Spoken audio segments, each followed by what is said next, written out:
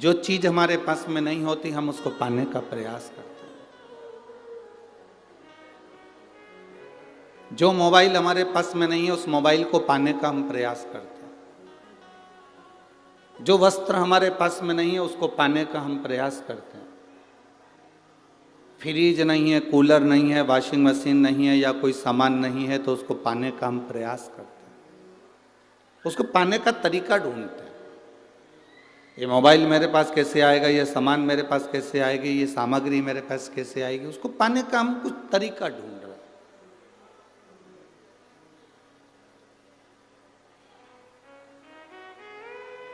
एक तरीके से अगर हमको वो मोबाइल नहीं मिलता, एक तरीके से हमारे घर में फ्रिज नहीं आता, एक तरीके से हमारे यहाँ कूलर नहीं आता, एक तरीके से हमारे यहाँ वॉशिंग मशीन या कोई सामान नहीं आता, तो हम तरीका चेंज कर देते हैं, हम दूसरा तरीका ढूंढते हैं।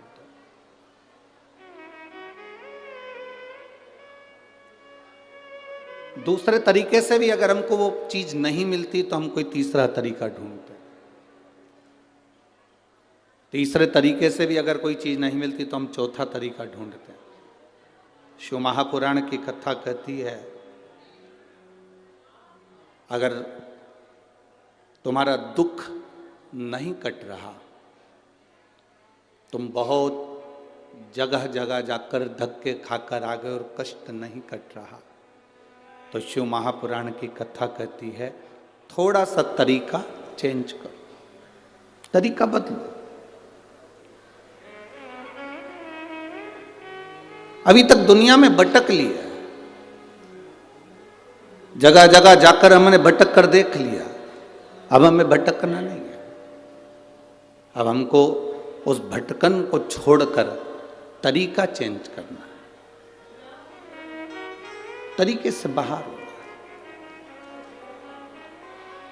अब तरीका चेंज कर कर हम स्वयं शिव के मंदिर तक जाएं, एक लोटा जल बाबा के चरणों को चढ़ाएं और बाबा से विनती करें, हे भोलेनाथ, हे श्री बालाजी सरकार, हे शंभू, ऐसी कृपा करो मेरे जीवन का दुख कटे। हम फिर उनसे कहें, हम उनसे प्रार्थना करें। जब तक हम प्रार्थना नहीं करेंगे वो सुने कैसे? एक मां को मालूम है मेरा बेटा 4 रोटी खाता है, पर मां 4 रोटी एक साथ थाली में नहीं रखती। एक मां को मालूम है मेरा बेटा 3 रोटी खाता है, मां 3 रोटी थाली में नहीं रखती।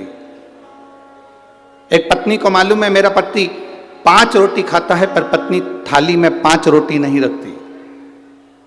कारण पति आवाज लगाता है, सुनो आज सब्जी अच्छी बनी है, एक रोटी और लाओ, पत्नी को खुशी होती है। बेटा आवाज लगाता है, माँ आज दाल अच्छी बनी है, एक रोटी और लाओ, माँ धीरे धीरे कर कर उसकी थाली में एक एक रोटी 2-2 रोटी देती है, पर एक साथ सारी रोटी नहीं रखती। पत्नी एक एक 2-2 रोटी रखकर अपने पति की थाली में देती है, पूरी रोटी नहीं रखती। उसी तरह जैसे हम अपनी माँ को पुकारते हैं, माँ एक रोटी और लाओ, माँ को प्रसन्नता होती है।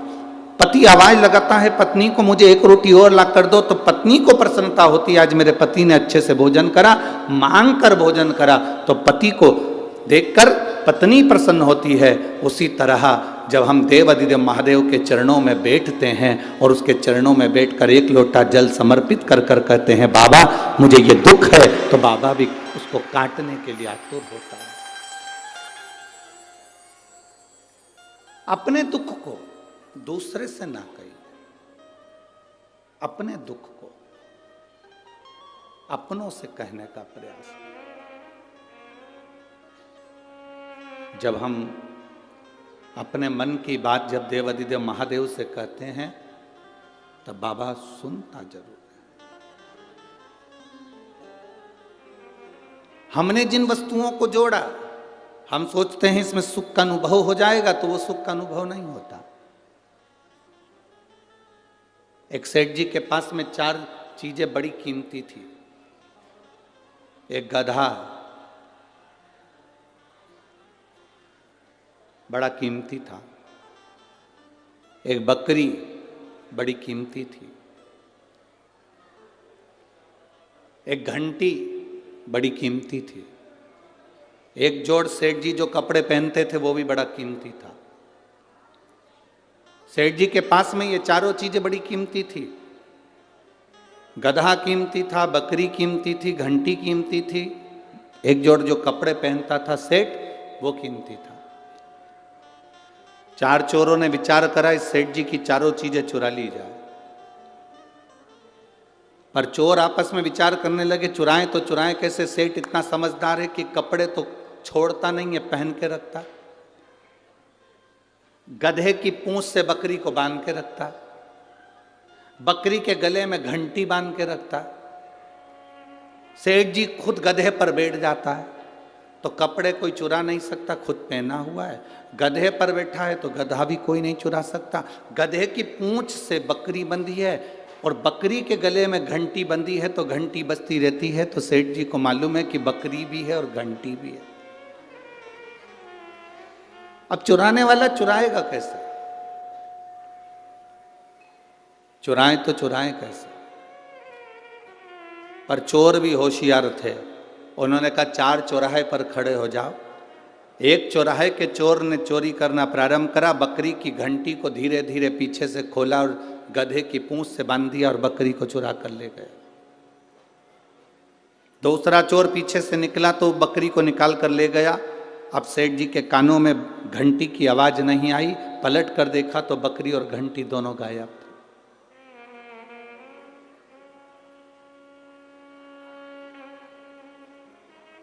सेठ जी को बड़ा दुख हुआ, कहां ढूंढूं?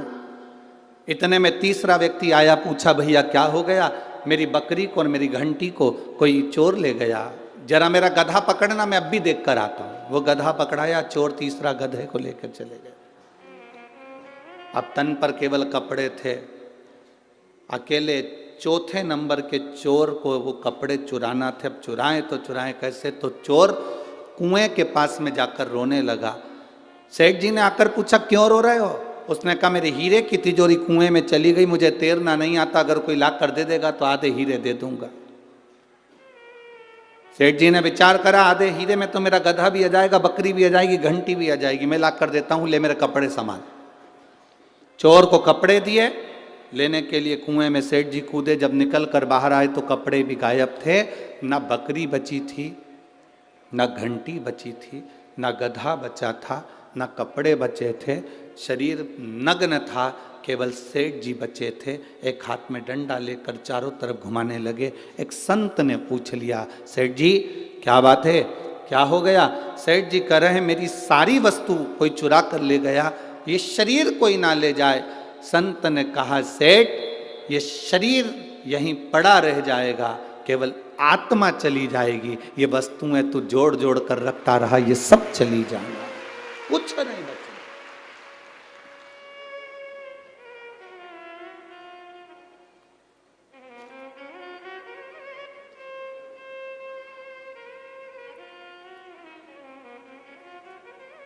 हम कहते जरूर है अरिजीत जी मेरो मन तो इतना बड़ा हो नहीं, कहते कहने वाले अरिजीत जी मेरा मन तो इतना बढ़िया है, कोई मुझसे कोई मांगता है तो मैं दे देती हूँ। कोई ने कहा कि ये दे दो जीजी, मैंने दे दिया। कोई कहे मुझे ये दे दो जीजी, दे दिया।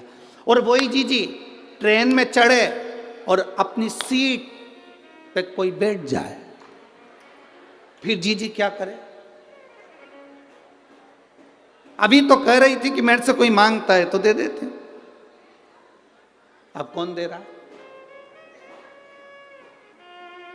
फिर इतने में तो जीजी भी कह अरे भाई कहां बैठ गई तू, चलो उधर हटो।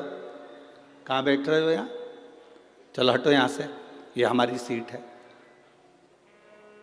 महाराज एक स्टेशन पर तुम्हें उतरना है, एक स्टेशन पर उसको उतरना है। जिसकी मंजिल आती जाती है वो उतरता चले जाता है। बस अंतर इतना है जो ट्रेन में बैठकर मूंगफली खा लिया, मोबाइल चला लिया, अच्छे से खूब एंजॉय कर कर सफ़र कर लिया, उसका सफ़र ठीक है। नहीं तो एक न एक स्टेशन पर उतरना सभी को है। ये मानव का जो शरीर मिला है, 3.5 करोड़ रोम छिद्र, 21,600 श्वास, प्रतिदिन इस मनुष्य के शरीर से निकल रही है। इस शरीर की एक एक श्वास को जिसने ठीक तरीके से रमण कर लिया, भगवान के भजन में लगाकर और कुछ परमार्थ का कार्य कर कर, तो समझो कि शरीर ठीक है। नहीं तो जाना तो सबको है, जाना सबको है, कोई दूसरा कर ही नहीं रहा। शंभु शरणे पड़ी मांगू घड़ी रे, दुख काटो दया करी ने दर्शन। शंभु शरणे मांगू घड़ी रे, दुख काटो दया करी दर्शन। शिव तत्व की प्राप्ति किसको कहते हैं?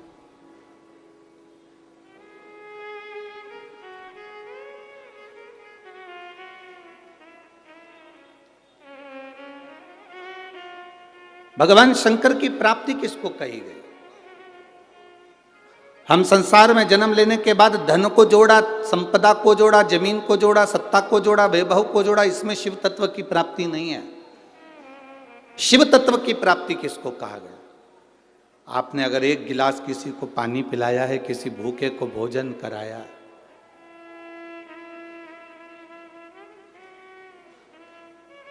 किसी भूखे को भोजन कराया, किसी प्यासे को पानी पिलाया, किसी दुखी के आंख के आंसू को आपने पोंछ दिया,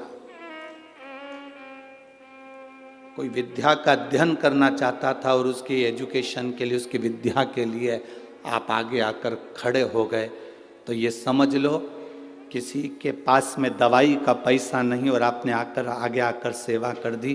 कोई प्यासे को पानी, भूखे को भोजन, किसी के जीवन में आप अगर थोड़ा सा भी सम्मिलित हो गए उसके दुख की घड़ी में, तो समझ लेना ये शंकर को जल चढ़ाने के बराबर है, शिव भक्ति के बराबर।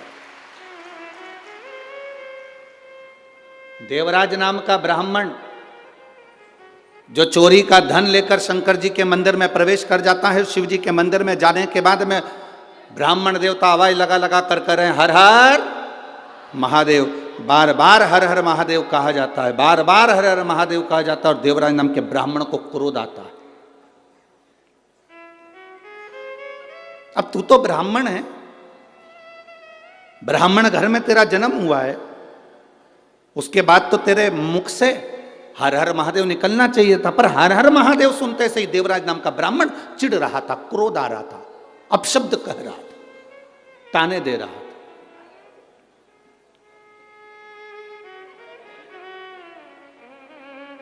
संसार में ऐसे बहुत सारे हैं जिनको भगवान के नाम से चिढ़ हो सकती है, जिनको भगवान के भजन से चिढ़ हो सकती है, भगवान की भक्ति से चिढ़ हो सकती है, पर हमें उसका स्मरण नहीं करना है कि कौन चिढ़ रहा है, कौन अपशब्द कर रहा है, कौन ताने दे रहा है, कौन आड़ा टेढ़ा कर रहा है, हमें उससे कोई मतलब नहीं। क्या किसको रोइए, जम जम के बोलो जरा, क्या किसको रोइए, चादर तान के सोइए। आग लगे बस्ती में, खूब अच्छे से जिंदगी जियो। जरा जरा सी बात में उसने बोल दिया तुम रोने बैठ गए, उसने कह दिया तुम रोने बैठ गए, आग लगे बस्ती में, अपन रहो मस्ती में। जो जितना मना करे, मंदिर के सामने से निकल कर जा रहे हो, लोग तुम पर हंस रहे हैं, बताओ ये चल दी पानी चढ़ाने के लिए, ये चल दी सियोर वाले महाराज की चेली, चली पानी चढ़ाने के लिए शंकर जी को, और तुम रूठ गई, गुस्सा आ गया, तुम्हें क्रोध आ गया। नहीं, वो जितना जितना बोले तुम उतनी जोरदार खजूर वाली चोटी बना, हमने चूड़ा मूड़ा घस के फिर जाओ, आग लगे बस्ती में, अपन रहो मस्त, खूब जोरदार तरीके से। भगवान के सामने कभी भी उदास मन से नहीं जाना, बिल्कुल मत जाओ।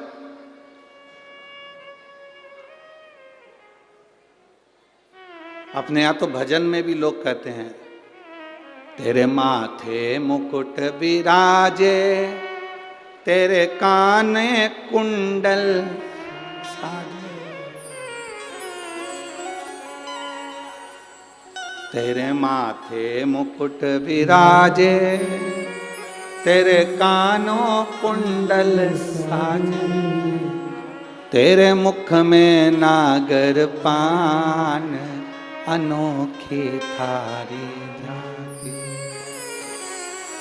ओ महाराज ददरउआ सरकार, अनोखी थारी झांकी। जय हो बालाजी महाराज, अनोखी थारी, अनोखी थारी झांकी, अनोखी थारी झांकी।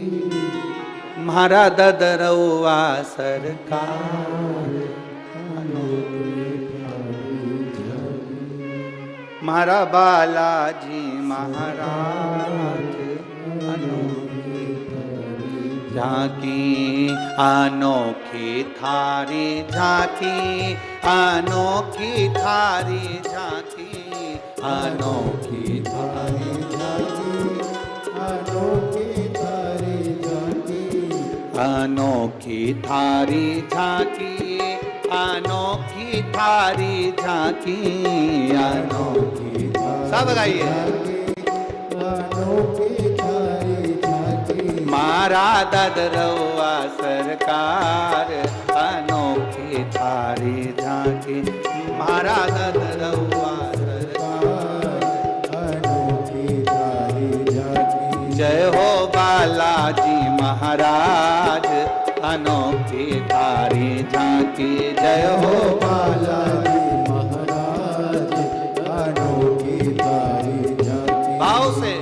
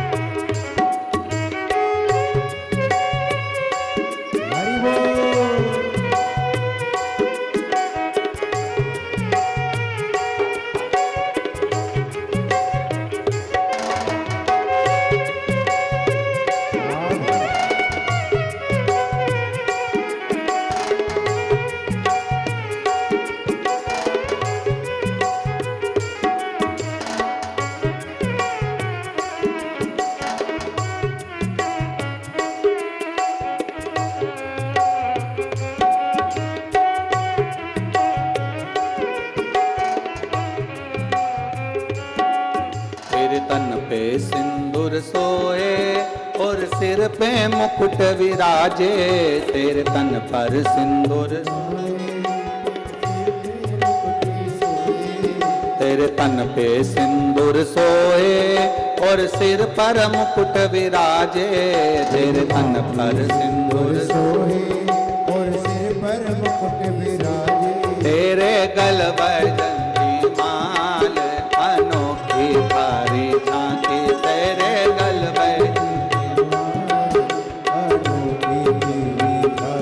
मारा ददरउआ सरकार, अनोखी थारी झांकी। मारा ददरउआ अनोखी थारी झांकी, अनोखी थारी झांकी, अनोखी थारी झांकी, अनोखी थारी झांकी, अनोखी थारी झांकी, अनोखी थारी झांकी, अनोखी थारी झांकी, अनोखी थारी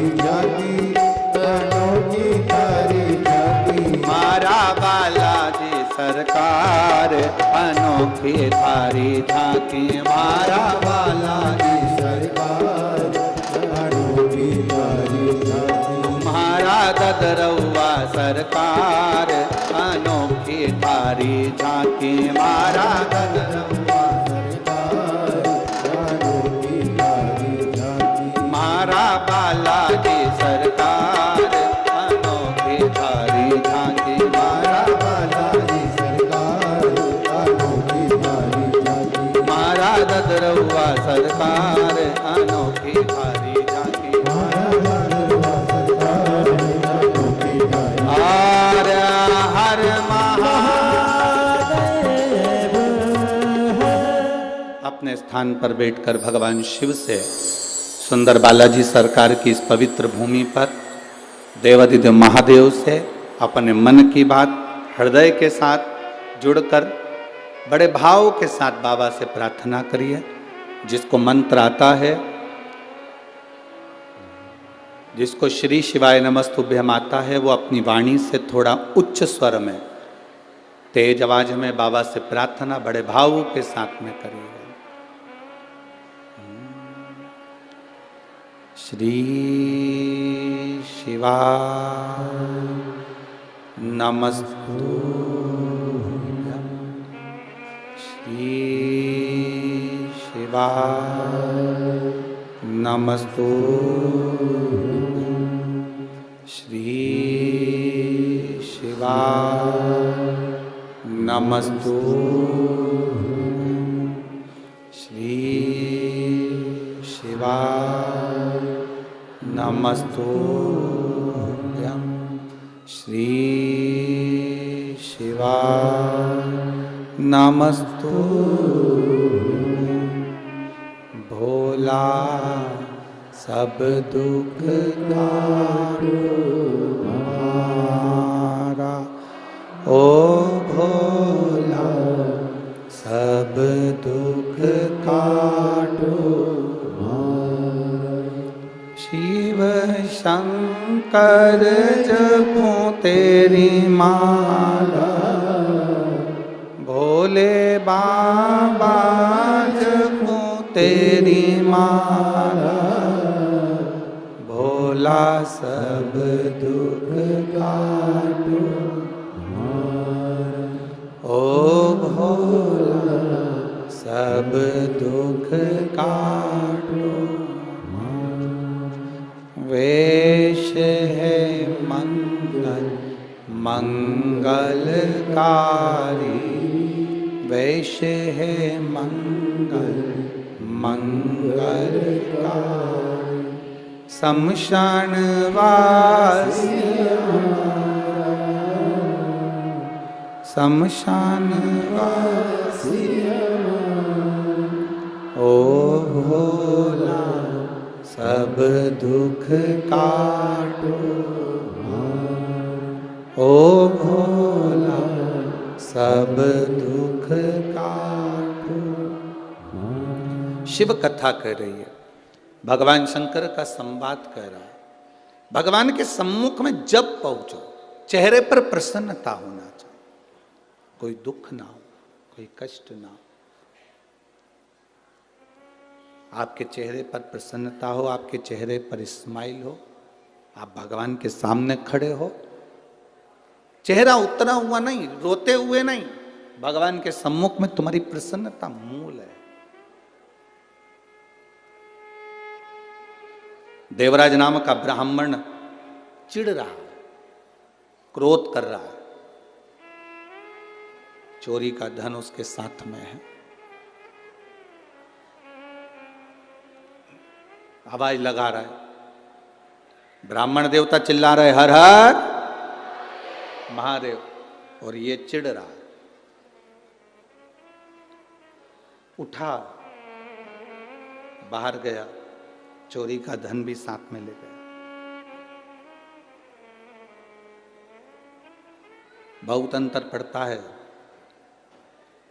भोजन का भी और धन का भी, बहुत अंतर पड़ता है। जैसा खाया अन्न वैसा हो गया मन। जैसा अन्न ग्रहण करा है वैसा मन हो जाता।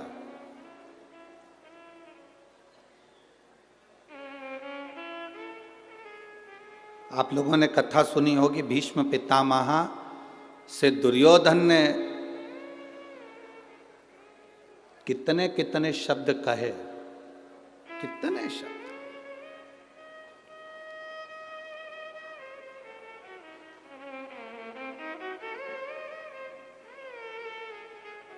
एक बार तो दुर्योधन ने यहां तक कह दिया था भीष्म पितामह से, तुम हमारे घर का अन्न खा रहे हो और हमारे यहां का खाने के बाद भी तुम हमारा साथ नहीं दे रहे। हमारे यहां का खाने के बाद भी साथ नहीं दे रहे। भीष्म पितामह ने उसी दिन मन में सोच लिया, अगर मैंने दुर्योधन के घर का अन्न खाया है, मेरी बुद्धि इतनी जल्दी बिगड़ने वाली नहीं है। मैंने भले दुर्योधन के घर का अन्न खाया, पर मेरी बुद्धि इतनी जल्दी बिगड़ने वाली नहीं है। भीष्म पितामह ने कहा, अगर मेरी पूरी जिंदगी में मैंने दुर्योधन के घर का बेकार अन्न अगर खा लिया हो, तो कुछ देर के लिए मेरी विवेक में वो बात आए कि मैंने अन्न खाया और बिगड़ा। बस उसी समय पर भीष्म पितामह ने संकल्प ले लिया कि कल का सूर्यास्त होते हुए अर्जुन नहीं देख पाएगा। संकल्प, अन्न का इतना प्रभाव। अब संकल्प लिया कि कल का सूर्यास्त होते हुए अर्जुन नहीं देख पाएगा, तो इतने में दुर्योधन को मालूम पड़ा कि मेरे भीष्म पितामह ने संकल्प लिया है कल अर्जुन मर जाएगा। मतलब पितामह का संकल्प कभी झूठा नहीं गया, कभी झूठा नहीं गया।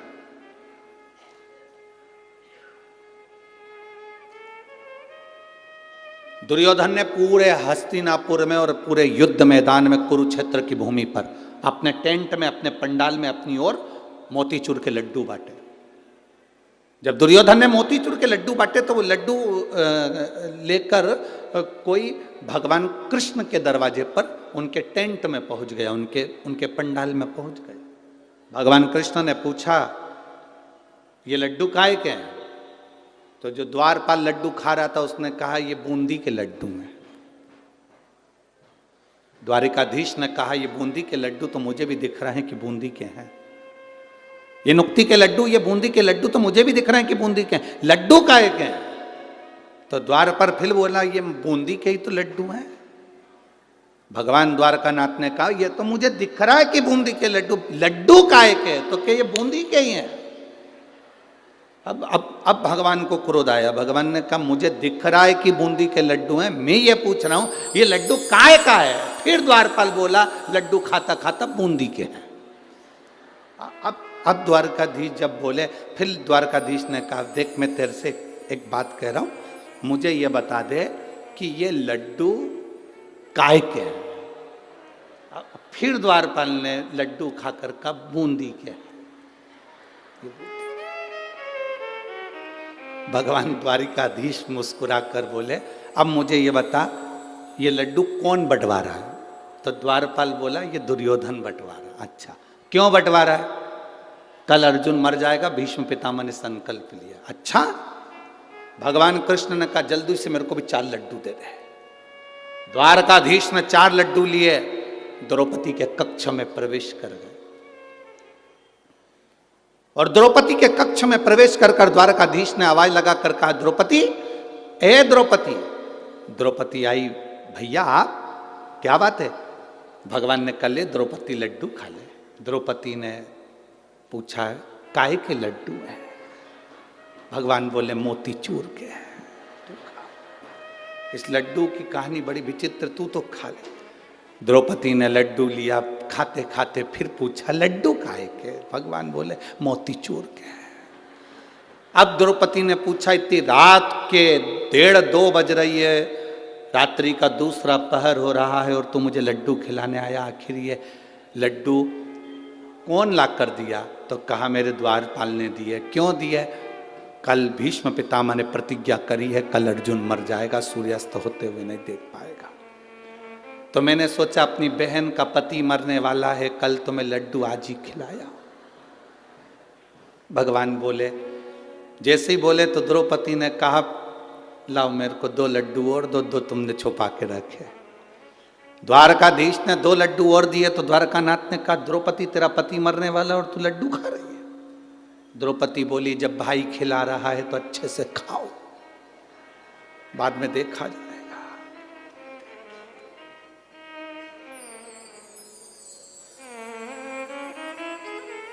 रथ कौन चला रहा है? द्रौपदी ने पूछा। भगवान कहते मैं।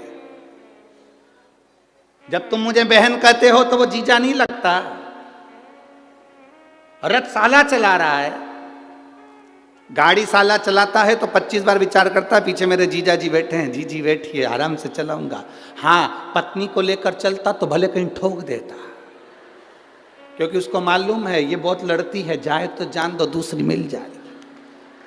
उसको क्या, एक पत्नी आई मायके से, पति बेचारा कुछ काम कर रहा था, पत्नी ने आते से पूछा, क्यों जी क्या कर रहे हो?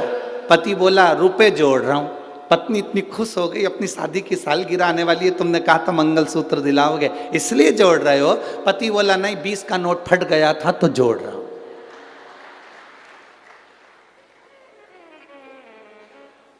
पत्नी भी अंदर गई, फटे हुए दूध की चाय बना के दे दिला है, अब तुम इसको भी जोड़ लो।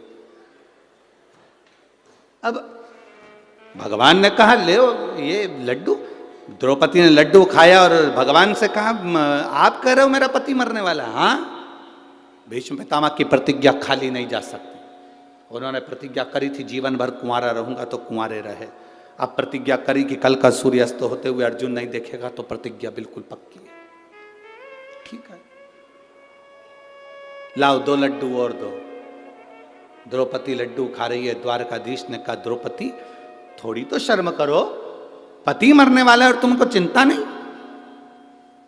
द्रौपदी ने कहा, रथ की डोर तेरे हाथ में है तो मेरे पति की डोर भी तेरे हाथ में है, तो मरने नहीं देगा, ये पक्का। अब सौंप दिया इस जीवन का सब भार तुम्हारे हाथों, है हार तुम्हारे हाथों में और जीत तुम्हारे हाथों। तू मरने नहीं देगा, ये पक्का। एक पत्र आया है, देखिए।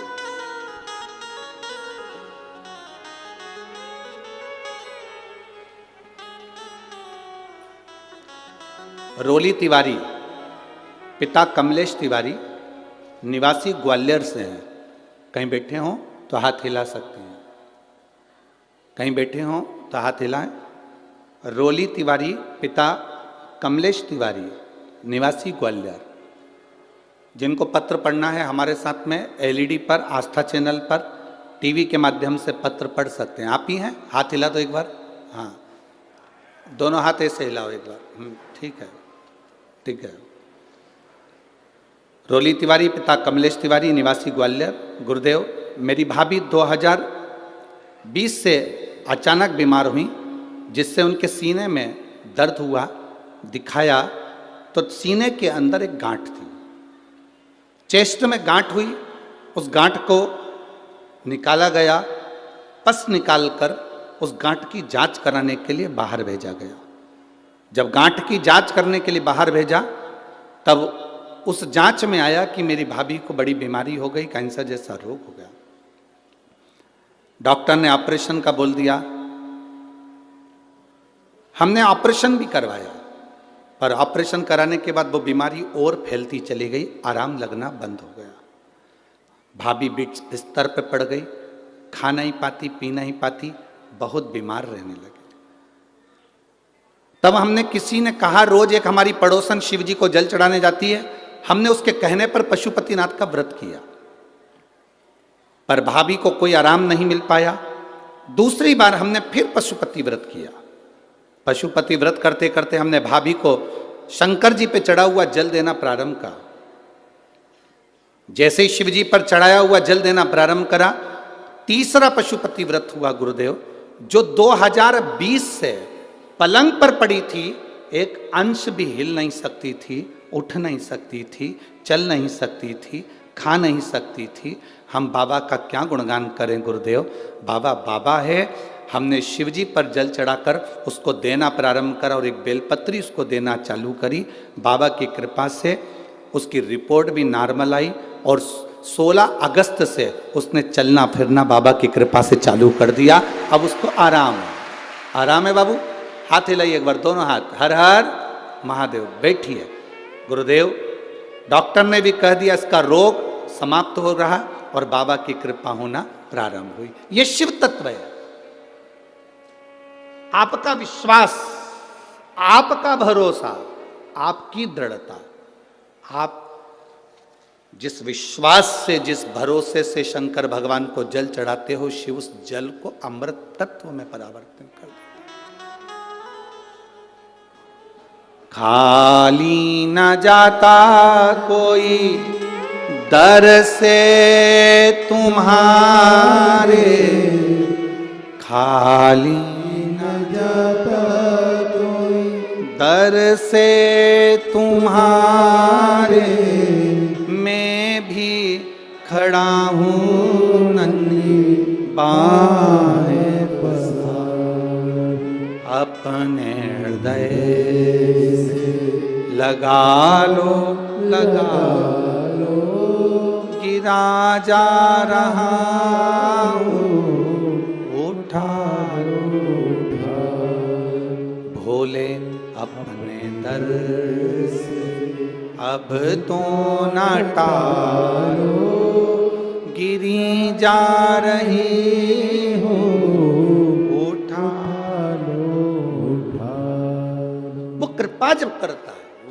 अभी हमने कहा कि महाराज जी कथा करवाए, गुरु बाबा की कृपा हुई, यजमान पर कृपा हुई, कथा हुई, ददरुआ धाम सरकार के पावन चरणों में कथा का लाभ ले रहे हैं।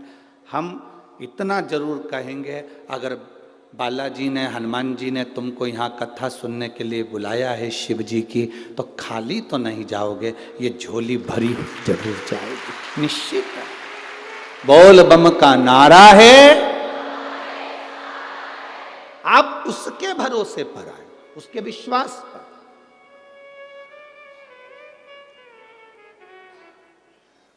द्रौपदी कह रही है मेरा पति मर नहीं सकता, ये मेरा विश्वास है।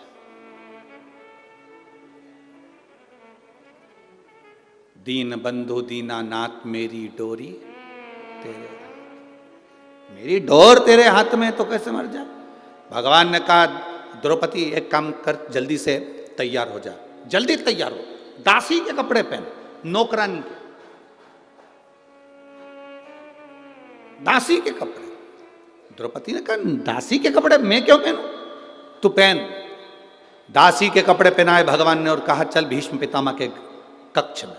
पितामह को नींद नहीं आ रही होगी क्योंकि कल अर्जुन मरने वाला है, तू जाके उनके चरण छूना, आशीर्वाद लेना, वो अखंड सौभाग्यवती का आशीर्वाद तुझे दे देंगे, दे देंगे, काम खत्म, तू चल मेरे साथ। द्रौपदी दासी के कपड़े पहनकर चली, पांव में जूतियां पहन गई द्रौपदी, पांव में चप्पल पहन गई। भगवान ने आवाज लगाई द्रौपदी रुक रुक रुक, इधर जल्दी जल्दी आ। द्रौपदी ने कहा क्या भैया, चप्पल निकाल जल्दी से। द्रौपदी के पांव की जूतियों को, चप्पल को भगवान ने चप्पल में चप्पल फंसाया और काली कम्बल ओढ़कर एक वृक्ष के नीचे चप्पल का टेका लगाकर मेरा द्वारकाधीश सो गया, मेरे द्वारिका के नाथ सो गए। चप्पल का टेका लगाकर काली कम्बल ओढ़कर जो मेरा द्वारका का नाथ सोया। द्रौपदी को कहा कोई पूछे कि अंदर क्यों जा रही हो, कहना मैं दासी हूं, झूठे बर्तन उठाने जा रही हूं। चले गए। दरवाजे पर जैसे पहुंचे द्वारपालों ने मना करा, तुम कौन? दासी। मैं झूठे बर्तन उठाने में। अंदर चली गई। भीष्म पितामह खिड़की के पास खड़े थे, नींद नहीं आ रही थी। द्रौपदी ने चरण पकड़ लिए। भीष्म पितामह को लगा दुर्योधन की पत्नी रोज सुबह जल्दी स्नान करके मुझे प्रणाम करने आती है, आज और जल्दी आ गई। उनको क्या मालूम था, वो तो समझे दुर्योधन की पत्नी है, उनको क्या मालूम था कि ये द्रौपदी है। उन्होंने तुरंत जो देखा, द्रौपदी तो इतना इतना पल्लू लेकर गई थी, क्योंकि सेविका थी, दासी थी, दासी इतना पल्लू करके जाती थी राजभवन, सेविका। पल्लू का फायदा कितना है? माताएं 2 बार पल्लू करती है, एक बार शादी कर कर आती है तब इतना पल्लू रखती है, क्योंकि मुंह दिखाई होती है तो सोने की रकम मिलती है। और दूसरी बार माताएं इतना पल्लू जब रखती है जब घर में कोई बुढ़ा बुढ़ी मरता है, कोई बुजुर्ग जब मरता है तब इतना पल्लू रखती है, क्योंकि आंख में आंसू तो एक भी नहीं आता, बस अंदर डिजाइन में चिल्लाती रहती है। अब बोले तो बोले क्या? पहले था पल्लू का नियम इतना, धीरे धीरे यहां आया, फिर यहां,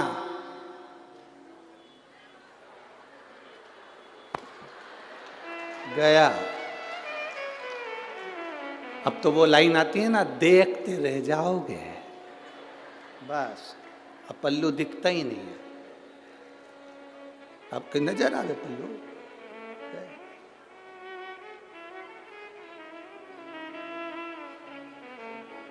पहले के समय में होता था। नानी बाई का मायरा सुना है आप लोगों ने? जम के तो बोलो जरा। नानी बाई के मायरे में नरसिंह मेहता की दादी मर गई थी, और नरसिंह मेहता की बड़ी भाभी इतनी चिढ़ती थी अपनी दादी सास से और नरसिंह मेहता से कि उनको धक्के मारकर बाहर निकालने को तैयार हो गए। तो नरसिंह मेहता की पत्नी और नरसिंह मेहता की भाभी दोनों रो रही थी। पहले नरसिंह मेहता की भाभी रोई दादी सास से गले लगकर, इतना पल्लू कर कर। तो नरसिंह मेहता की पत्नी को लगा कि मेरी जीजी आज तक सास के सामने पल्लू यहाँ रखी, सास मरी तो पल्लू यहाँ रखी, और इतनी चिपक चिपक के रो रही है, पहली बार इतना रो रही है सास के लिए। हमेशा गाली देती थी डुकरिया मर जाए तो अच्छा, और आज गले लग लग के रो रही है। देवरानी को समझ में नहीं आया कि जेठानी इतना क्यों रो रही है। थोड़ी देर बाद जेठानी रोते रोते उठ गई, और उठते से देवरानी से बोली अब तू रो ले, और जेठानी चली गई अंदर। जब देवरानी रोने बैठी तब समझ में आया कि जेठानी इतनी चिपक के क्यों रो रही थी। सास के कान में यहाँ पे सोने की मुर्कियां थी, उसको दांत से कतर रही थी, और दांत से कतर के उसको मुंह में भर लिया और मटके में ले जाके डालकर कहा जल्दी ले जाओ, जल्दी। अब कह रही है ले जाओ। वावारी दुनिया मतलब की दुनिया में किसी कौन किसका, कौन किसका। अरे आप सबको ददरुआ धाम वाले महाराज जी को धन्यवाद देना चाहिए, जो हर साल कुछ ना कुछ अच्छा आयोजन कराकर आपका जीवन का कल्याण कर दे प्रतिवर्ष। और हमें तो सुनने को मिला 27 साल से लगातार चल रहा है। ये प्रभु कृपा नहीं तो और क्या है, ये दया नहीं तो और क्या है।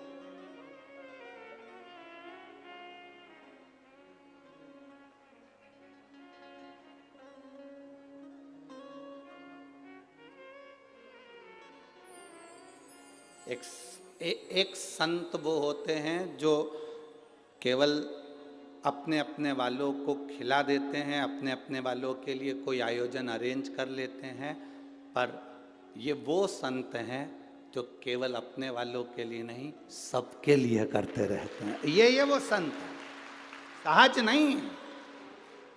संत का जो स्वभाव होता है वो यही होना चाहिए। निर्मल मन सो मोहि, निर्मल।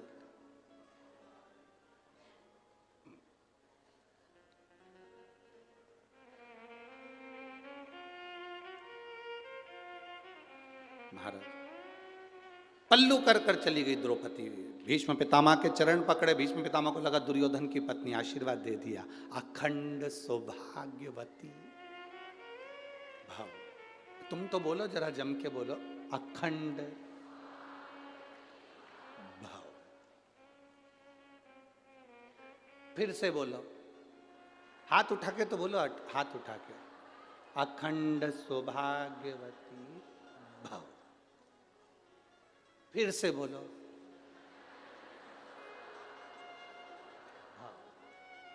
फिर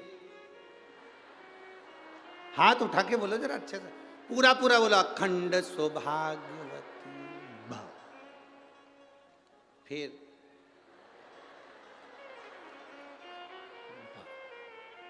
वापिस फिर नहीं, हम तुमसे बुलवाकर इसलिए देख रहे हैं क्योंकि सुदामा जी द्वारका गए थे और जब उन्होंने द्वारकाधीश ने सुदामा जी से कहा था, देखो तुम्हारी बहुएं तुम्हें प्रणाम करने के लिए आएंगी, तुम्हारी सब घर की मेरी जितनी पत्नियां हैं सब प्रणाम करने आएगी, तुम आशीर्वाद देना। सुदामा जी के पास में द्वारकाधीश बैठ गए थे और सब रानियों से कह दिया था, मेरा दोस्त आया है, उम्र में बड़ा है, सब प्रणाम करना। एक एक रानी आना लाइन से, आशीर्वाद लेके जाना। सब लाइन आती रही, इसलिए हम प्रैक्टिकल कर रहे हैं कि उन्होंने 16,108 बार कैसे दिया होगा। अभी कितनी बार दिया तुमने? 4 बार। चालू हो जाओ 16,108। चालू हो, चालू करो हाथ उठाकर। अखंड सौभाग्य। 5 6 हाथ पूरा उठाओ। 7 8 9 10। आज ददरुआ धाम में पूरी प्रैक्टिस अपने ही करना है। फिर वापिस बोलो। 11। बस सुदामा जी भी यही कर रहे थे, आशीर्वाद दे रहे थे। अखंड सौभाग्यवती भव, अखंड सौभाग्यवती भव, अखंड सौभाग्यवती भव, अखंड सौभाग्यवती भव, अखंड सौभाग्यवती भव, अखंड सौभाग्यवती भव, अखंड सौभाग्यवती भव, अखंड सौभाग्यवती भव। थोड़ी देर बाद द्वारकाधीश से पूछा, कन्हैया इधर।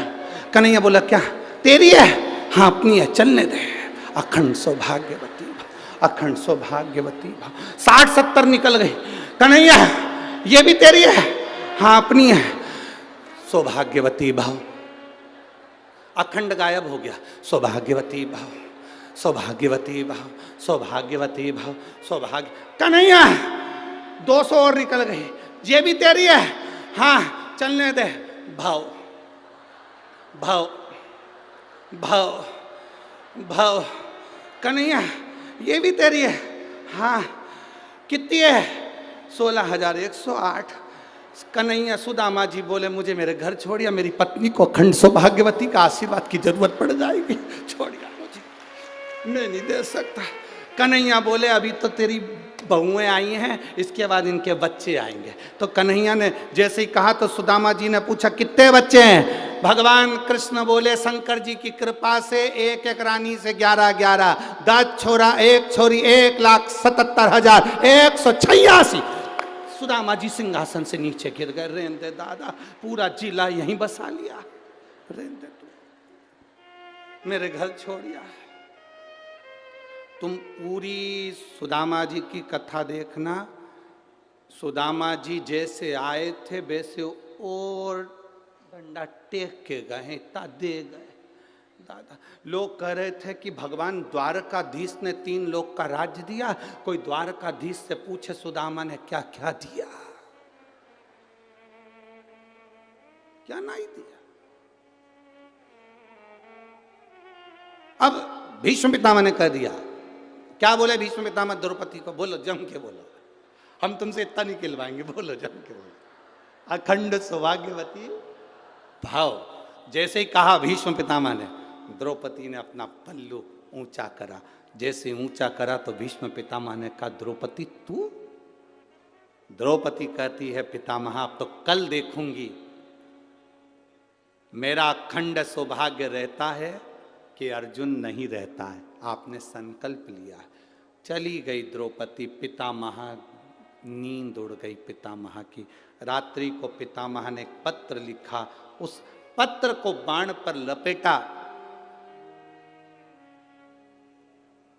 भीष्म पितामह ने ध्यान लगाकर देखा, इसको यहां भेजा किसने? तब ध्यान में आया पितामह के इसको भेजने वाला कोई दूसरा नहीं था। चप्पल का टेका लगा के काली कम्बल ओढ़ के आराम से सो गया है। अपने को बेचैन कर दिया, खुद चैन से सो गया है। बताओ, हद हो गई। इसीलिए ददरुआ धाम बालाजी महाराज ठुमका लगाते हुए दिखते हैं।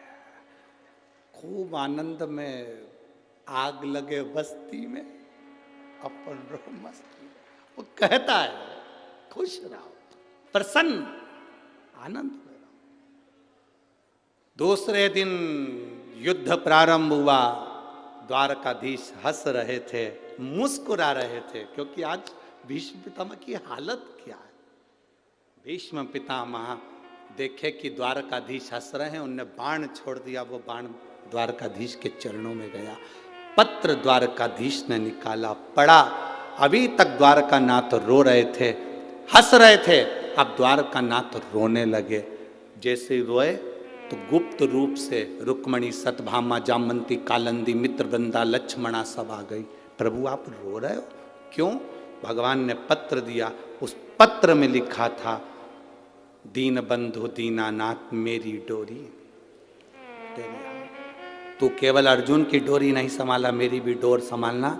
नीचे लिख दिया, मेरा प्रण ना छूटे और अखंड सौभाग्यवती होने का वर ना छूटे। अब तू निपट, क्या करना है? अब तुझे निपटना है, करना क्या है ये तेरे ऊपर निर्भर करता है, मेरे ऊपर नहीं। एक माँ ने पत्र लिखा जिसको वो बीमारी हो गई थी, जो बीमारी लाखों लोगों में से एक को होती है, जिसके शरीर की नसें चौक हो जाती है, शरीर काम करना बंद कर देता, पलंग पर पटक जाता है और वो शरीर बेकार हो जाता है। एक माँ ने पत्र लिखा है इसमें।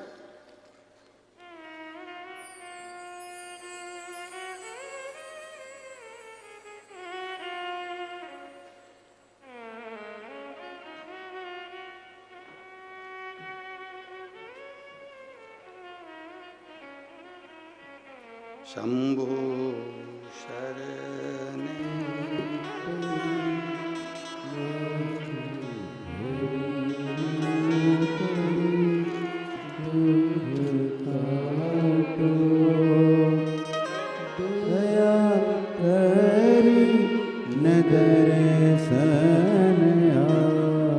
पहले तो फोटो देखें एलईडी के माध्यम से, आस्था चैनल के माध्यम से।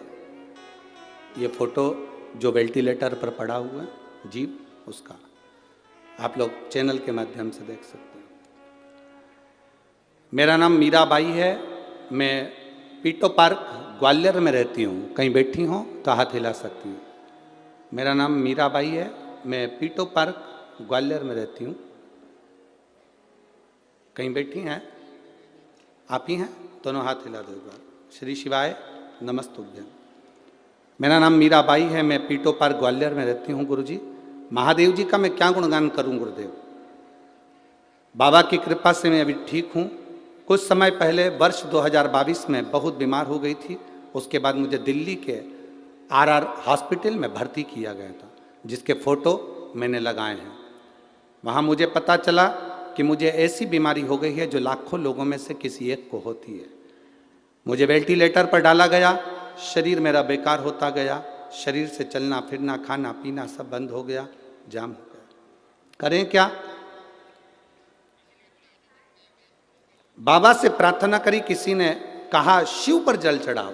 शंकर पर चढ़ाया हुआ जल शरीर पर लगाते, एक बेलपत्र मेरे पलंग के पास रख देते।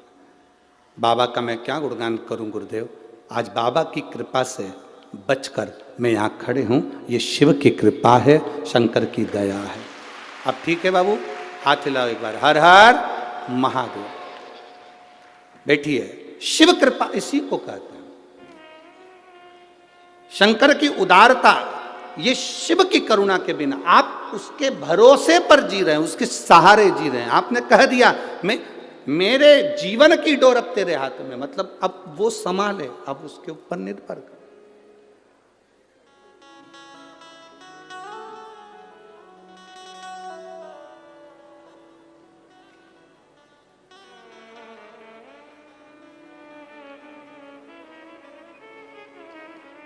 अब सौंप दिया इस जीवन का सब भार तुम्हारे हाथों। संपूर्ण जीवन का भार हमने उसको दे दिया। अब हमारा नहीं कुछ, हम उसको दे दिए।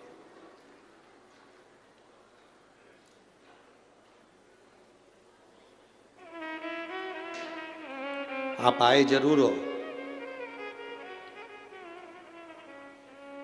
अब ये ददरौआ धाम की जो भूमि है, यहाँ आसपास में कोई बहुत होटलें नहीं हैं। है क्या? जम के बोलो जरा। नहीं। कोई रहने के लिए कोई बहुत सारी व्यवस्था है क्या? नहीं। जो कुछ भी बालाजी सरकार ने गुरुजी महाराज के माध्यम से, महाराज जी के माध्यम से व्यवस्था करवाई, वो ये व्यवस्था है। अब तुम यहाँ किसी रिश्तेदार से मिलने के लिए नहीं आए। यहाँ 5 दिन तुम डेरा जमा कर डॉक्टर हनुमान जी से शिव महापुराण की कथा सुनने के लिए अगर आए हो, तो ये मेरा विश्वास कहता है इस डॉक्टर का इलाज चालू हो गया और ये शंकर रूपी कथा का रस तत्व तुम्हारी जीवन में पहुंच गया, तो 5 दिन की कथा के बाद तुम्हें किसी डॉक्टर के पास जाने की जरूरत तो नहीं है। उसकी भक्ति करें, उसका स्मरण। एक पत्र और है, देखिए।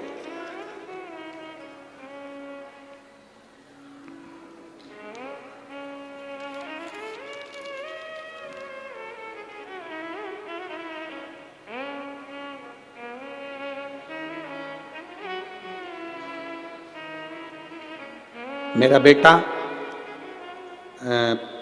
दिलीप जी त्रिपाठी, डीडी नगर, ग्वालियर। कहीं बैठे हैं? आप ही हैं? दोनों हाथ हिलाओ एक बार। श्री शिवाय नमस्तुभ्यं। मैं दिलीप जी त्रिपाठी, डीडी नगर, ग्वालियर से हूँ। मेरा मोबाइल नंबर यह है। मेरा बेटा प्रेरित को 2020 में ब्रेन हेमरेज हुआ था। बाबा की कृपा से भूतेश्वर महादेव का जैसा जैसा आपने अभिषेक पूजन का वर्णन किया वैसा करा। दिल्ली एम्स में उसको भर्ती करा गया। बहुत ज़्यादा हालत खराब हो गई। तब शंकर को जल चढ़ाना, अभिषेक करना, पूजन करना, बाबा के भरोसे रहना। गुरुजी आप कहते हो शिव के भरोसे रहो, बाबा के भरोसे रहे। इसलिए बाबा की कृपा से मेरा बेटा ठीक होकर आ गया और बाबा की कृपा से हम यहाँ नमन करने के लिए, प्रणाम करने के लिए आए। एक बार दोनों हाथ हिलाकर हर हर महादेव। बैठिए। शिव तत्व की प्राप्ति इसी को कर। आपका भरोसा जितना दृढ़ होगा, भगवान की प्राप्ति उतनी सरलता से, उतनी सहजता से।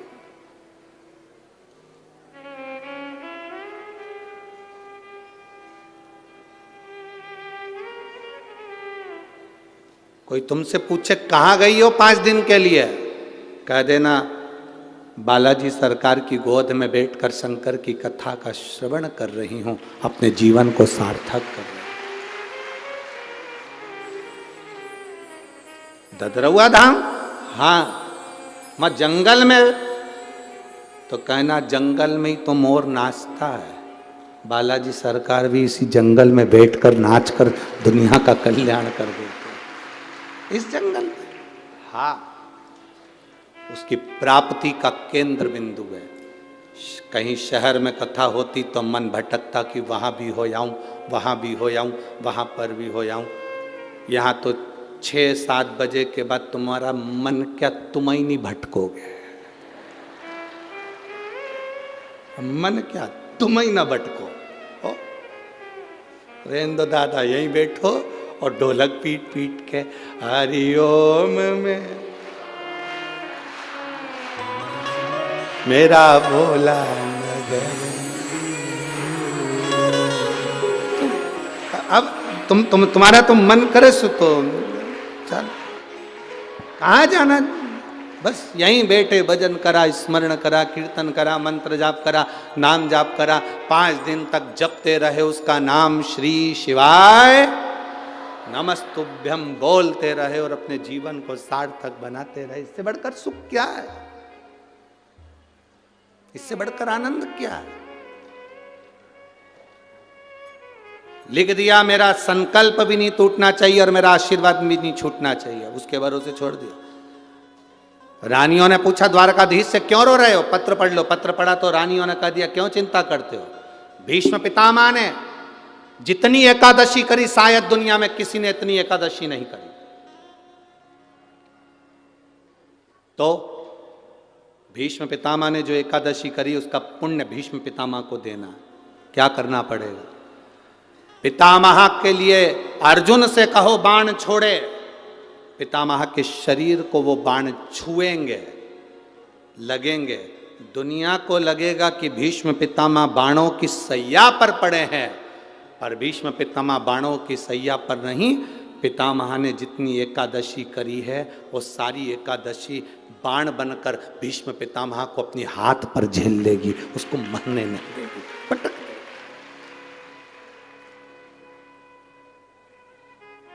जिसको इतने सारे बाण चुभे हों उसको कितना कष्ट होगा, पर भीष्म पितामह का पूरा शरीर देखो, पूरी कथा देखो, भीष्म पितामह की महाभारत को उठाकर एक एक पर्व को पढ़कर देखना, उसमें भीष्म पितामह बड़े आनंद से बाणों की सैया पर पड़े। द्वारकाधीश पूछ रहे हैं मरते क्यों नहीं हो, दर्द नहीं हो रहा, कष्ट नहीं हो रहा? भीष्म पितामह कह रहे हैं मुझे तो लगता ही नहीं कि मैं बाणों की सैया पर हूं, मुझे तो लगता है जैसे मैं मेरी माँ की गोद में सोया हुआ हूं, मेरी माँ की गोद में सोया। एकादशी ने भीष्म पितामह को झेल कर रखा था। एकादशी शिव कथा कह रही है। कोई चिढ़ रहा है, चिढ़ने दो, कोई अपशब्द कह रहा है, कहने दो, कोई आड़ा टेढ़ा कह रहा है, कहने दो, कोई कुछ भी बोले तुम्हें मतलब नहीं। देवराज नामक का ब्राह्मण अपशब्द कह रहा था, चिढ़ रहा था।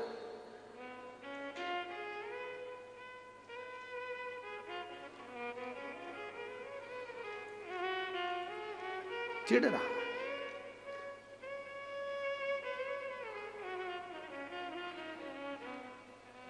एक बार कई लोग प्रश्न करते हैं, गुरुजी आप कहते हो कि हनुमान जी महाराज शंकर भगवान का एक अंश स्वरूप है, एक अंश स्वरूप। पूरी शिव महापुराण की कथा को उठाकर देखिए, स्कंद पुराण को, मत्स्य पुराण को, कूर्म पुराण को उठाकर देखिए। एक बाणासुर का चरित्र और एक श्री हनुमान जी महाराज का चरित्र, बहुत सुंदर सुंदर। शिव का एक अंश माता अंजना के तप साधना से शिव की प्रागट्यता और शंकर भगवान की प्रागट्यता से शंकर का स्वरूप प्रकट होना। इसीलिए तो कहते हैं शंकर सुमन केसरी नंदन।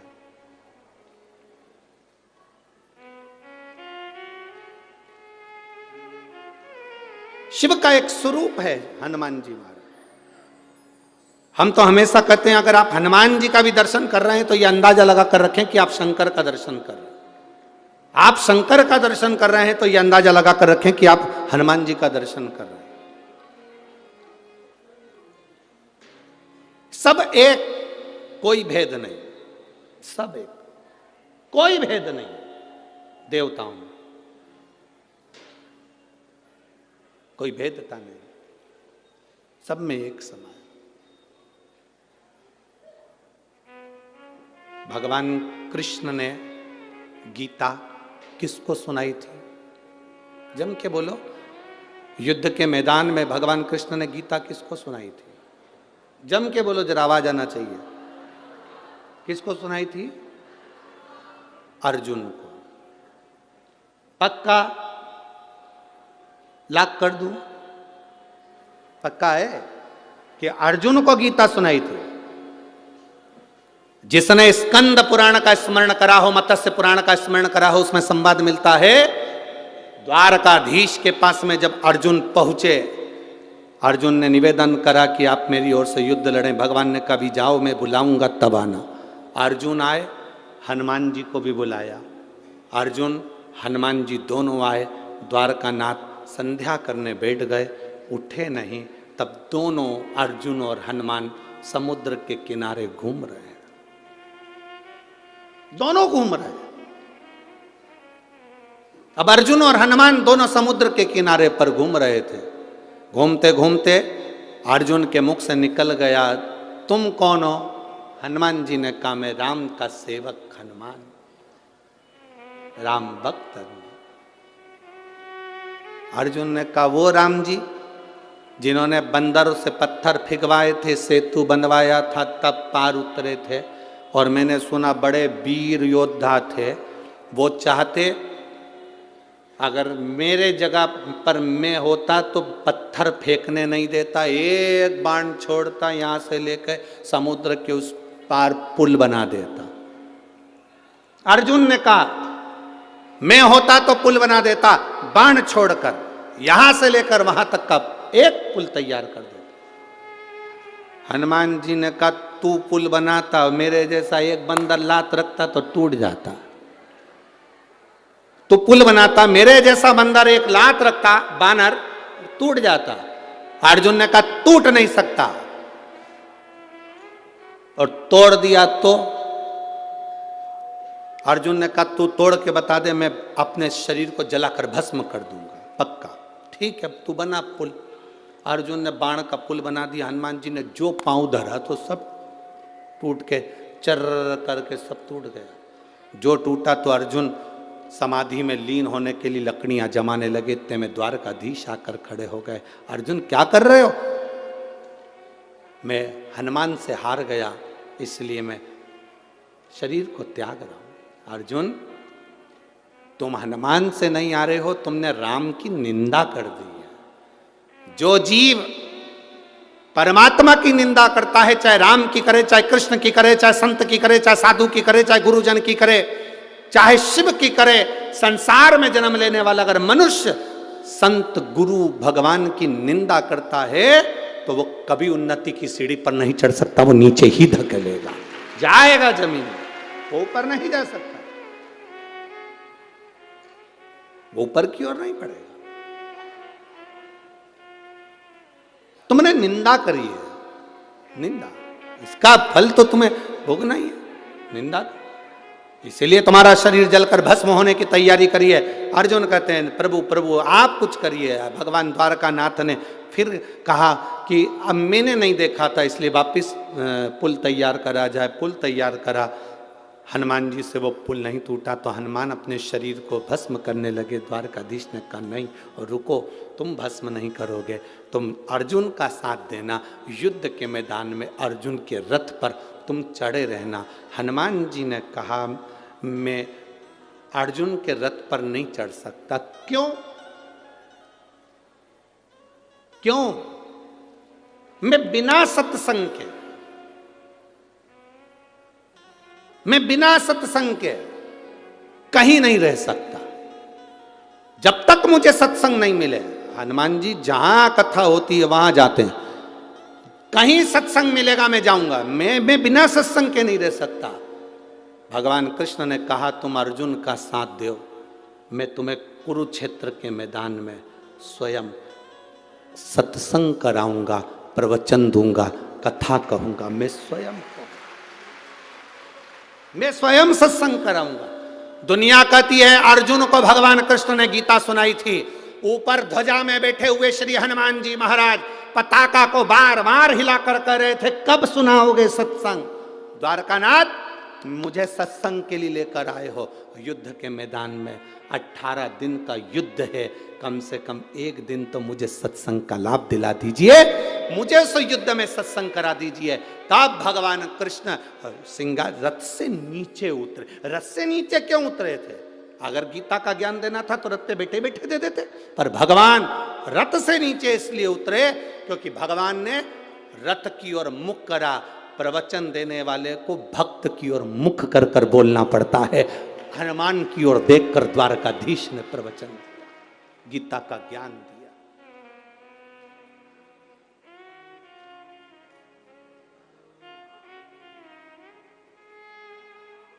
शंकर सुमन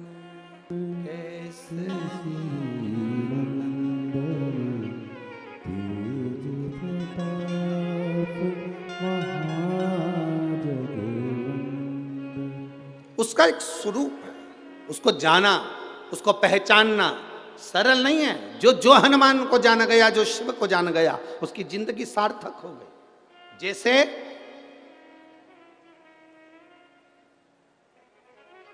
आप एक बेलपत्र, जैसे आप एक बेलपत्र की ये दो जो पत्तियां होती हैं, जरा ध्यान देंगे, ये दो दो जो पत्ती नीचे की रहती है बेलपत्र, आगे का भाग एक बेलपत्र और नीचे की जो ये दो पत्तियां होती हैं, इन दो पत्तियों के ऊपर एक एक शमी पत्र। ये दो जो पत्तियां हैं, इन पत्तियों के ऊपर एक एक शमी पत्र और लाल चंदन ये रखकर, कितना भी रोगीला व्यक्ति हो, रोग से ग्रसित व्यक्ति हो, जिंदगी में कितना ही दुख पड़ रहा हो, बेलपत्र की ये दोनों पत्ती जिसके ऊपर शमी पत्र रखकर, लाल चंदन रखकर, श्री हनुमान जी महाराज और हनुमान जी महाराज के तीसरे नंबर के भाई श्री गतिमान जी। हनुमान जी कितने भाई हैं? 6। उसमें हनुमान, रतिमान, व्रतिमान, मतिमान, गतिमान, तो जो नीचे के क्रम में आते हैं श्री गतिमान जी, उन गतिमान जी और हनुमान जी का नाम लेकर जो शिवलिंग के ऊपर समर्पित कर देता है, रोग का निवारण होता ही है, रोग मुक्ति होती ही। एक पत्र है, देखिए उस पत्र को स्मरण करें।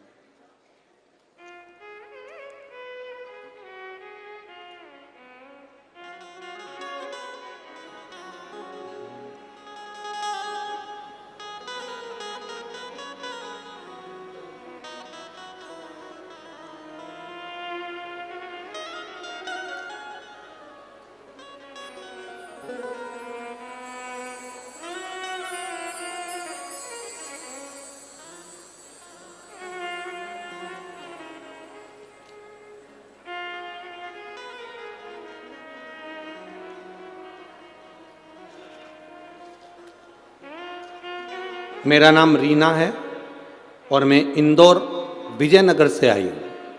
कहीं बैठी हो तो हाथ हिला सकती हैं। मेरा नाम रीना है और मैं इंदौर विजयनगर से आई हूँ। कहीं बैठी हैं तो हाथ हिला सकती हैं। अगर कहीं बैठी हो तो अपने दोनों हाथ हिला सकती हैं। वाले पंडाल में वापिस हाथ हिलाओ एक बार। हाँ ठीक है, दिख गए, दिख गए। मेरा नाम रीना है और मैं इंदौर विजयनगर से आई हूँ। गुरुजी, मेरे पति संदीप जी कुशवाहा को आज से साल भर पहले कैंसर हुआ था, जिनका इलाज करवाया था और कोई आराम नहीं पड़ा था। डॉक्टर ने ऑपरेशन का कह दिया था, लेकिन गुरुजी जब भी हॉस्पिटल जाते कुंदकेश्वर महादेव से प्रार्थना कर कर जाते। बेलपत्र, शमीपत्र का प्रयोग जो आपने कहा वो हम कर कर जाते। बाबा का मैं क्या गुणगान करूं गुरुदेव। हर बार ऑपरेशन के लिए जाते और ऑपरेशन के लिए डॉक्टर मना कर देता, थोड़ा रुको उसके बाद करेंगे।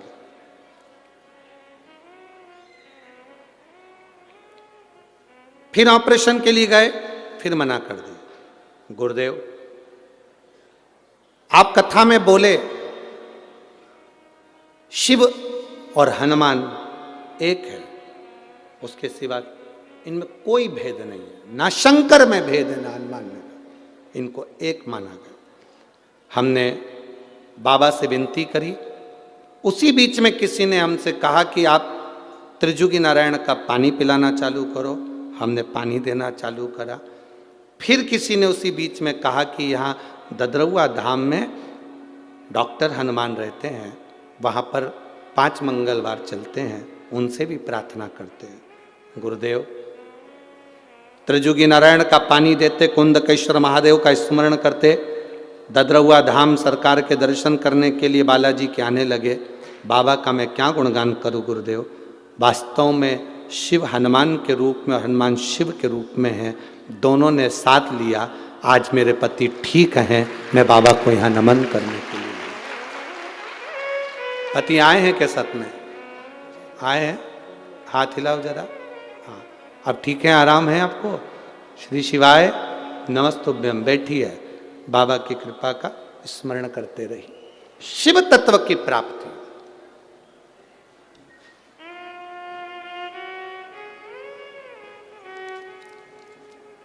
और उसके सहारे जी रहे हैं तो उसका फल मिलेगा महाराज।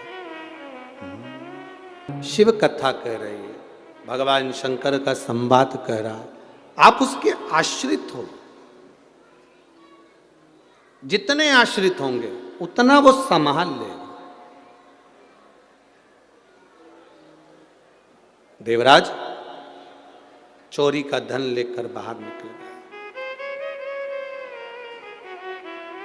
बाहर आया, पूर्व का कोई पुण्य होता है तब वो प्रकट होता है, तब शिव की भक्ति मिलती है। ऐ मेरी भिंड की जीजियों और मेरे जी जाओ, आपसे एक निवेदन जरूर करना चाहूंगा। कोई संबंध आपका पूर्व में भगवान देवाधिदेव महादेव से रहा होगा, इसलिए आप शिव महापुराण की कथा में ददरुआ धाम बैठकर कथा का लाभ लें। पूर्व का कोई पुण्य है।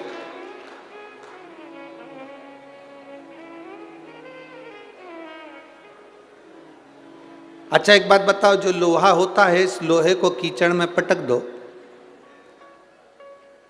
और पारसमणि उस पर छुआओगे तो लोहा सोना बनेगा कि नहीं बनेगा? बनेगा ना, भले वो कीचड़ क्यों ना लगाओ। पारसमणि उसको छुआई, पारसमणि छूते ही लोहा भले कीचड़ में पड़ा हो, गंदगी में पड़ा हो, बेकार जगह पड़ा हो, और पारसमणि छूती है और लोहा सोना बन जाता है। उसी तरह हम भले काम में डूबे हों, लोभ में डूबे हों, आसक्ति में डूबे हों, वासना में डूबे हों, तृष्णा में डूबे हों, हम भले कैसे भी हों, जब मेरे भोले बाबा की कथा का स्पर्श आपको होता है तो आप भी सोना बन जाते हो, निखर जाते हो। आप भी सोना बन गए, निखर गए, प्राप्त हुआ फल। शिव कथा कह रही है, भगवान शंकर का संवाद कर रहा है, शिव महापुराण की कथा कर रही है। देवराज को लगा कि आखिर इतना क्रोध, इतना चिड़चिड़ प्रवृत्ति, इतना विचार गलत। शिव मंदिर से बाहर आया, धन था, एक भोजन और एक धन। भोजन पच रहा हो तो समझ लिए कि प्रभु की कृपा है, और धन भी सही जगह पर लग रहा हो तो समझ लो प्रभु की कृपा है। प्रभु कृपा। हम ये जजमान जो परिवार बने हैं, श्री अखिलेश तिवारी जी, इनको धन्यवाद इस बात का देंगे कि देखो, भगवान धन देता है तो कहीं ना कहीं गलत जगह पर व्यक्ति को पहुंचाता है, पर किसी सदगुरु की शरणागति मिल जाती है तो धन भी सही जगह पर लगना प्रारंभ हो जाता है और जीवन की सार्थकता बन जाती है। जीवन की सार्थकता बन जाती है। आप लोग आए हो कथा सुनने के लिए, जब यहाँ शिव महापुराण की 4 बजे आरती हो और आरती के बाद जब आप अपने अपने घर को जाओ, हम तो निवेदन कर सकते हैं, आगे आपकी मर्जी हो जैसा। जब आप 4 बजे यहाँ से घर की ओर जाओ, आरती में जब कर्पूर गौरम हो, उसके बाद में जब आप यहाँ से जाओ तो उस भूमि को प्रणाम कर कर उसकी रज को अपने हृदय से लगाकर अपने घर जरूर जाना, जिससे आपको ये आनंद की अनुभूति हो कि हम शंकर की भस्म को अपने शरीर पर धारण कर पा रहे हैं। क्या मिलता है वो जान सकता है, क्या देगा वो जाने, ये उसके ऊपर नहीं। एक लड़के ने लिखा,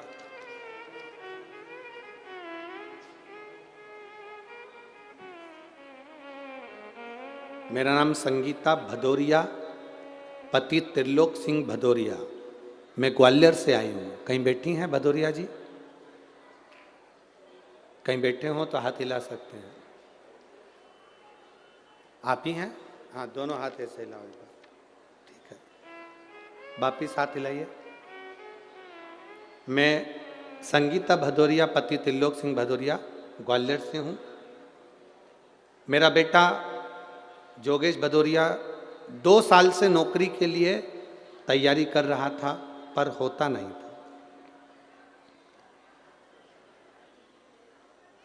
हमने कथा सुनना प्रारंभ करी, बाबा से प्रार्थना करा। दतिया का स्मरण कथा में, गुरुजी आप कहते हो कि पंडाल में बैठकर जो मांगा जाता है वो बाबा देता जरूर है। एक पत्र और है जिसमें भी इनने लिखा है पंडाल में बैठकर कथा सुनने का क्या लाभ है। सुमन शर्मा, पति स्वर्गीय शैलेंद्र शर्मा, ग्राम सिमराव, ठीक है, सिमराव ही है, हाँ ठीक है, आप लोग समझ गए ना। सिमराव जिला भिंड से है। कहीं बैठी हैं, कहीं बैठी हो तो हाथ हिला सकते हैं। इधर है क्या? हाथ हिला एक बार। श्री शिवाय नमस्तुभ्यं। इनका भी पत्र है, इन्होंने भी लिखा, गुरुदेव भरोसा नहीं था कि पंडाल में बैठकर कथा सुनकर आरती की रज धारण कर कर कोई कथा के पंडाल में जो विनती करे क्या वो पूरी होती है।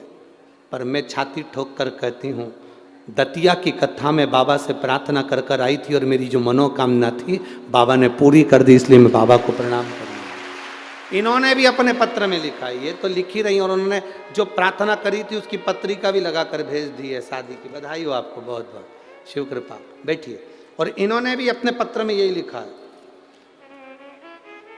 पंडाल में कथा सुनने का क्या फल है ये बाबा ही जानते हैं, पशुपति व्रत का क्या फल है बाबा जानते हैं। मेरे बेटे ने कहा क्या कथा सुनने से, मैंने अपने बेटे से कहा कि गुरुजी कहते हैं मेहनत कर, कर्म कर, और जितनी मेहनत कर सकता है वो कर। और शंकर जी को एक लोटा जल चढ़ा। 2 साल से अगर तू सफल नहीं हुआ तब की साल जरूर सफल होगा। और बाबा पे भरोसा रखकर मैंने बाबा से विनती करी, कथा सुनी और बाबा से कहकर आई, बाबा मेरे बेटे का कहीं ना कहीं सरकारी नौकरी लगा देना। मैं बाबा का क्या गुणगान करूं गुरुदेव। कथा के पंडाल में बैठकर जो कथा सुनी जाती है उसका फल ये मिला कि मेरे बेटे का सरकारी नौकरी लग गई, CISF में उसकी पोस्टिंग हो गई और वो छत्तीसगढ़ भिलाई सेंटर में ट्रेनिंग कर रहा है। मैं बाबा को यहाँ नमन करने आई। बधाई हो आपको, एक बार हाथ हिला दो। श्री शिवाय नमस्ते। क्या मिलेगा ये वो जान सकता, क्या देगा मेरा बाबा ये उसके ऊपर निर्भर करता।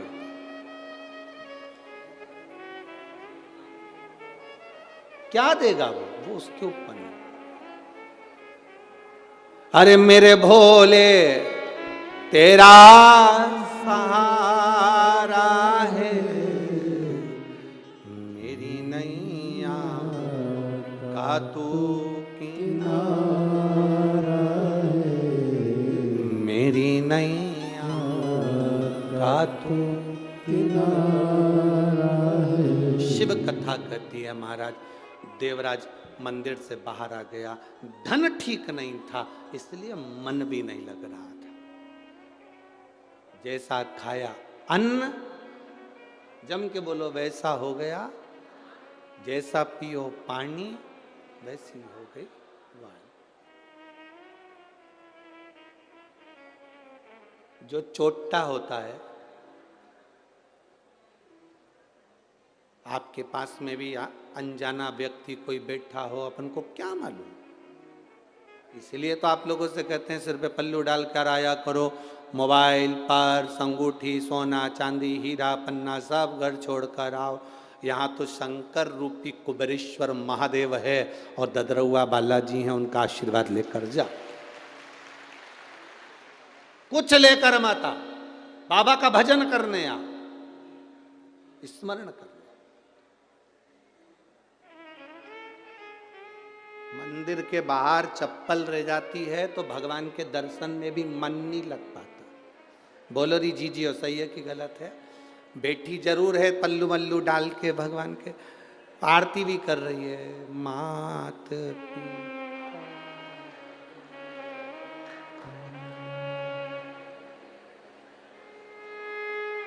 मालूम पड़ा, ले गया।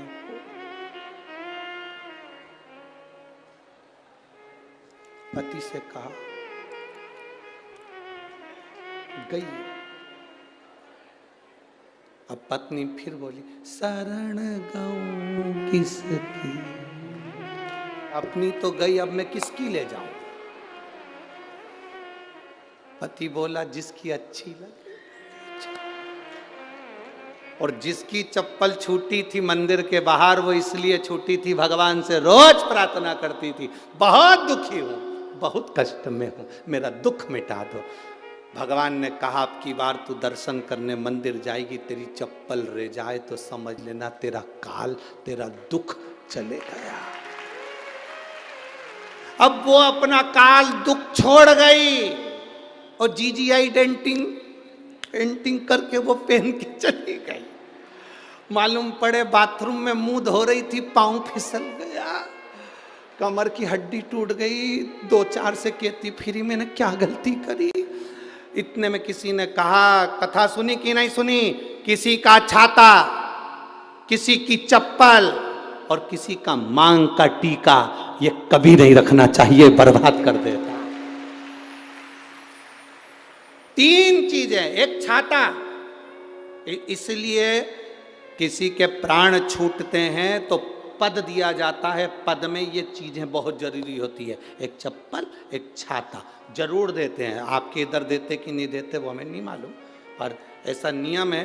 वो लोटा वगैरह सब तो बात की बात है, पर ब्राह्मण जब 13वां कराए 12वां कराए सैयादान में, ये चप्पल और छाता का होना जरूरी है, इसमें काल होता। बोले गया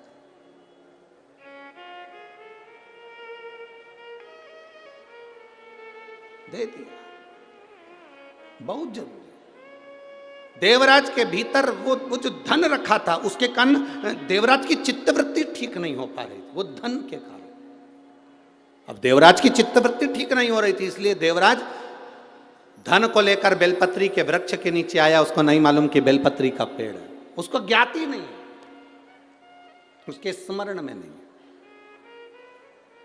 जो नहीं जानता था कि बेलपत्री में क्या फल है, वो भटकता रहा। जिसने बेलपत्री का प्रयोग करा, उसके जीवन को मालूम पड़ गया कि बेलपत्री में सुख क्या है। जो शंकर भगवान पे चढ़े हुए जल के महत्व को नहीं जानता था, वो चढ़ाकर चले जाता था। पर जिसने शिव महापुराण की कथा को जब से सुनना चालू करा, शंकर भगवान पे चढ़े हुए जल का आचमन करना प्रारंभ करा, तब मालूम पड़ा कि शंकर के जल का क्या प्रभाव है। मंदिर में झाड़ू लगाने का, मंदिर में पोछा लगाने का, मंदिर के जाले साफ करने का, मंदिर में सफाई करने का, मंदिर में पुताई करने का क्या फल है, जो करता है उसको मालूम है, जो करता है उसको मालूम। अभी महाराज जी ने एक पत्र ला कर दिया, ये पत्र एक अभी ला के दिया।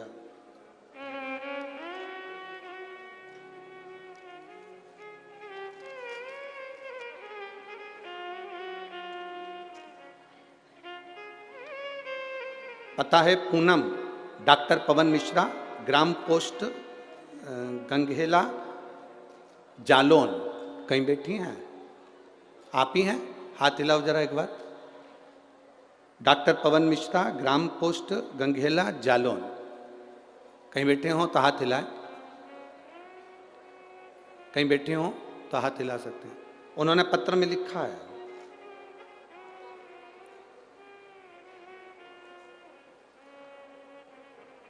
मेरे पति कई वर्षों से नौकरी की तलाश में लगे थे, अच्छी पढ़ाई के बावजूद भी उनको असफलता मिलती थी।